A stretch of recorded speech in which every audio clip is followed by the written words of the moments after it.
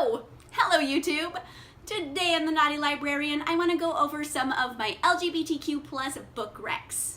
So, pleasant surprise in my life, I was thinking about all of the LGBTQ plus books I've read, and I've read a lot of them. There's so many of them that are available nowadays, and that's like a really awesome thing to think about. Since it is Pride Month and I have my new Pride shirt that I'm pretty excited to show off, I wanted to just go over a whole boatload of awesome LGBTQ books that you should check out. I have a large stack, so let's just get into it. We'll get into it. Let's just go. First up, I have Labyrinth Last by Zoraida Cordova. This book has awesome bisexual rep, and I really like the way that they treated her bisexuality. Main character is Alex, and she is a bruja, and throughout the course of the story, they sort of explore her bisexuality, but the story isn't about that. It's more an adventure story about a character who happens to be bisexual. It's not like a bisexual person going on an adventure. So I like that it wasn't like the main focus of the story. It kind of was just like a natural part of the story. So awesome bisexual rep. For some more bisexual rep, I would also say Reign of the Fallen by Sarah Glenn Marsh. Our main character, Odessa, is a necromancer, and she starts falling in love with the sister of her ex-boyfriend. So great bisexual rep. It also has necromancy in it and adventure, so if you're into that, good book for you. Here's some more bisexual representation. I have Little and Lion by Brandy Colbert. This is kind of a contemporary family drama, and it follows Suzette, who is a bisexual girl, and her brother Lionel, and they both fall in love with the same girl. Excellent book. It also goes into mental health representation, so you get kind of both in one book. I also recommend Girls Made of Snow and Glass by Melissa Bashardist, and it's kind of a feminist reimagining of the Snow White story, so right there it already sounds amazing. Our Snow White character is a girl who's starting to realize that she has feelings for other girls instead of boys, and she also falls in love with this girl who works in the palace who's a doctor. So it's actually really cute, and I liked how they treated her finding her sexuality. So great for lesbian representation. So overall, I would say, you could say about any book in the Mortal Instrument series, but in particular, Magnus Bane, the High Warlock of Brooklyn, who is adorably pansexual. I love him to bits. He is kind of a bon vivant. He's a warlock. He's been around for a long time. So, I mean, he's gotten around a bit. I would definitely call him a pansexual person. Some people just say bisexual, but I'm like, I think Magnus isn't that, gonna limit himself to just either gender. I think he's gonna be, open to a lot of things. So, I would call him pansexual. So, if you want to read, a cool book about, a warlock doing adventures and being all pansexual, this is the Bane Chronicle, so I think it's a bunch of short stories about just Magnus Bane. So he was my favorite part of the whole series, so yeah, he's awesome. I would be remiss if I didn't mention at least one book of the Percy Jackson series, because Rick Riordan has awesome representation for gay characters in his books. Some characters have two moms, some characters have two dads, and in particular, one of my favorite characters, our little hero, Nico D'Angelo. In this book in particular, The House of Hades, he finally comes out as gay.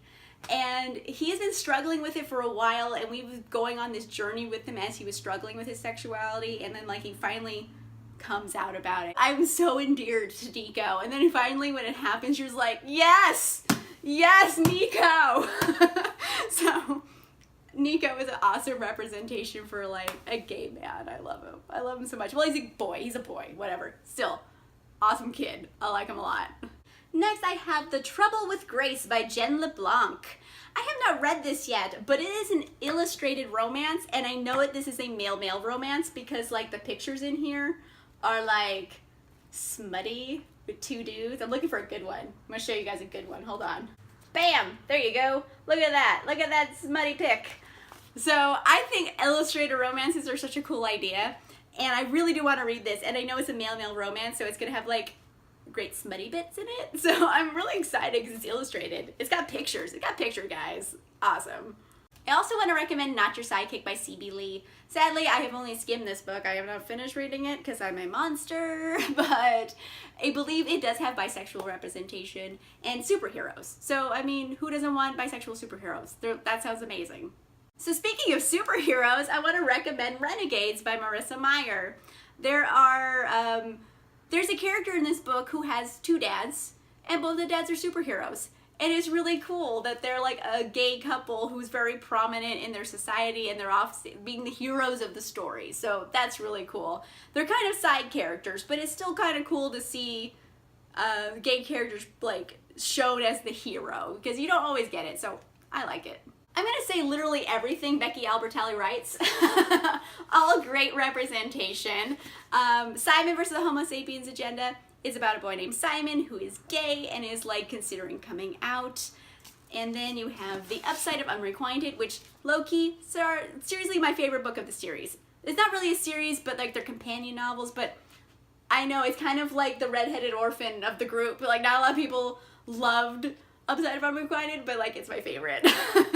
Finally, Leah on the Offbeat has bisexual rep, and all of them. Like basically she's just like a one-woman awesome pride float. I love her. All of her books are great for representation. I also want to recommend Autobiography by Christina Lauren. This is about two boys falling in love in Utah in a super conservative LDS church family, and kind of what that means when your whole family's religious and they don't accept you for being gay. So it kind of deals with some heavy issues, but overall it is just delightful and wonderful, and it just gets you at all the feels. All of the feels are in this. So it has gay representation and bisexual representation. Awesome book. Now, if you're looking for something a little smutty, I very much recommend Shadow's Seduction by Kresley Cole. This is part of her Immortals After Dark series, and it is the first male-male romance in the series, and it is very smutty. Surprisingly so. But the thing is, like, I hadn't really read a smutty male-male romance before this one, and then I'm like, I kind of like male-male romances. It wasn't weird that, like, it wasn't a boy and a girl, because, I mean, that really doesn't matter to me, because, like, I'm kind of open to a lot of sexuality. But it was kind of interesting to read a male-male romance, and it had all of the steam that a male-female romance would have, so awesome if you're looking for get a little bit of smutty bits. This is a new book I picked up. It is The Prince and the Dressmaker by Jen Wong, and it is about a prince who loves to wear dresses and go out at night and pretend to be a woman, and then his dressmaker, who is his best friend, who has to keep the secret, because if it ever comes out that the prince is the beautiful girl in dresses, like, obviously it's going to be a problem. So very cool for kind of like genderqueer representation, and yeah, it's also really delightful and cute. It is like a cute love story, and I like it a lot. It's really good. It's a graphic novel. It's got pictures. It's got pictures. I love pictures. If you're looking for something historical and like super juicy and well written, I recommend the whole series for this. This is the first book. It's called And I Darken by Kirsten White. There's two more books of this series. It's historical fiction based on historical fact.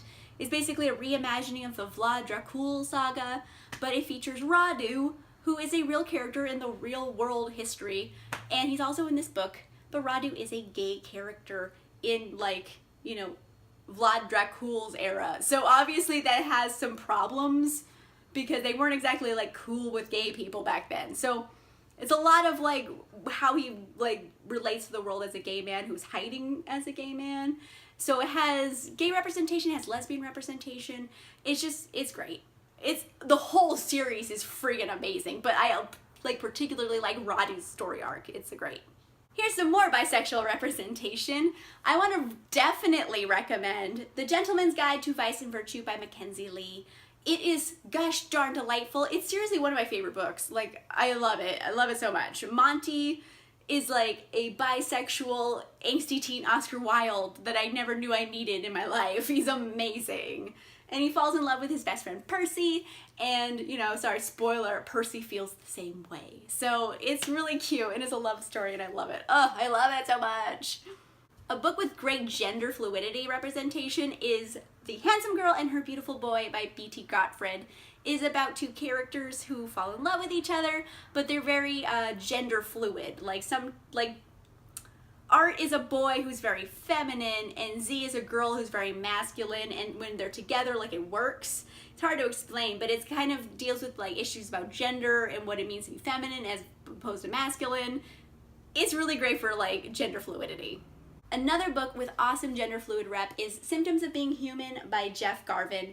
This is about a person named Riley, and it's Riley's experiences being gender fluid. So sometimes Riley wakes up and feels very feminine, sometimes Riley wakes up and feels very masculine. And it's about just how Riley lives Riley's life and the struggles about coming to terms with this and telling your parents about it and being able to just live your life openly in this gender fluid way. So it's really good. I liked it a lot. It's a quick read, and Riley is just like an amazing character. Like, you can't not like love Riley. So definitely recommend this one. But Still My Heart. Will Grayson by David Levithan and John Green is one of my favorites.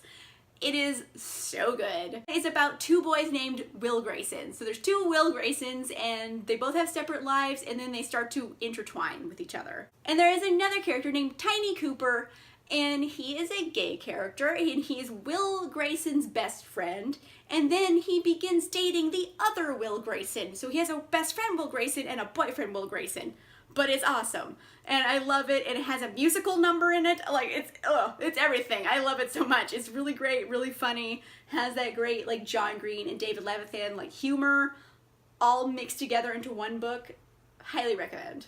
Speaking of David Levithan, this is Boy Meets Boy. It's a boy-boy romance, and then this is actually like the first book he wrote, and probably the book he loves the most of all of his books he's written, because I asked him that question at a signing once, and he said this one. It's about Paul, and he falls in love with this boy named Noah, and his parents think he's going on dates with girls, so a lot of that kind of like story.